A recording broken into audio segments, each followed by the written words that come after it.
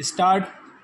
उपसभापति जी, जो चर्चा आज इस विषय पर यहाँ पर चल रही है, मेरे विचार से यह काफ़ी गंभीर और महत्वपूर्ण है, क्योंकि इसका संबंध सारे देश की आबादी से है।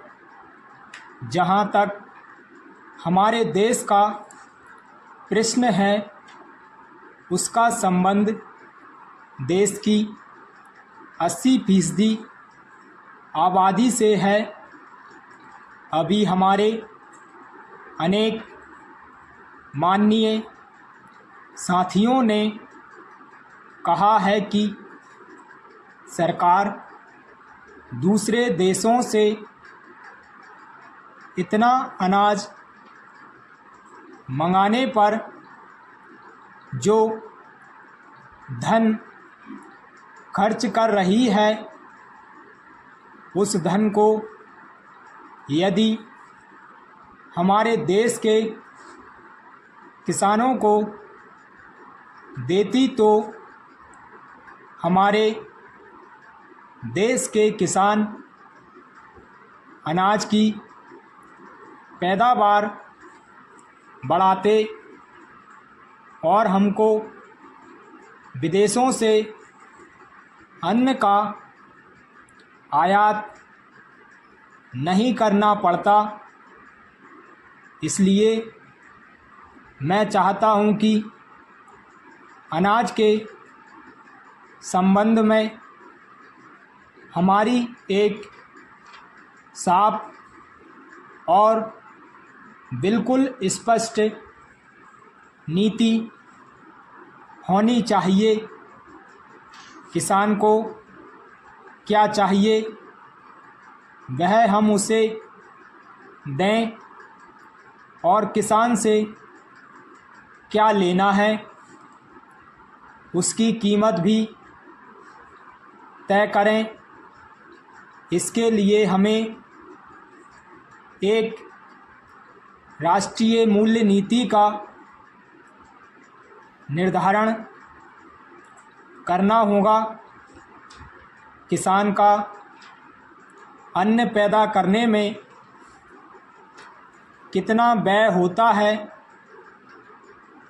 और उसको ज़रूरत की वस्तुएं किस कीमत पर मिलती हैं, इन दोनों में तालमेल होना चाहिए। मैंने इस सदन में पहले भी कहा था कि खेती को नुकसान का नहीं बल्कि मुनाफे का धंधा बनाने पर ही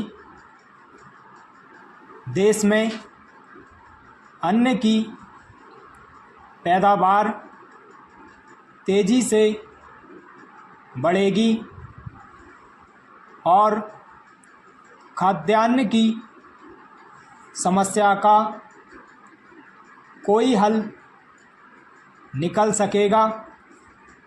पैरा सभापति महोदय, इस देश में जो सरकार की आमदनी होती है, अगर उसका ज़्यादातर हिस्सा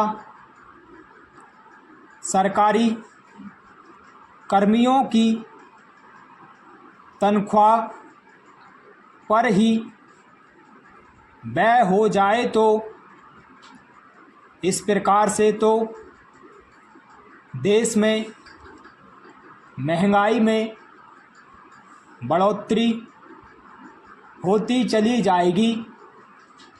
इसलिए हमें इस स्थिति को रोकने के लिए कठोर कदम उठाने होंगे।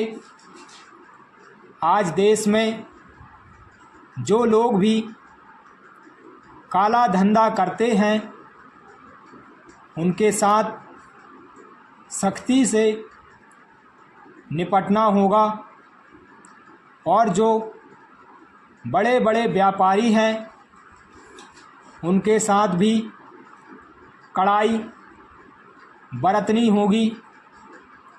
इस समय जो सरकार की विचारधारा है, उसकी जो नीति है, उस पर हम सबको पुनः चर्चा करनी होगी, जिससे देश की हालत में सुधार हो सके।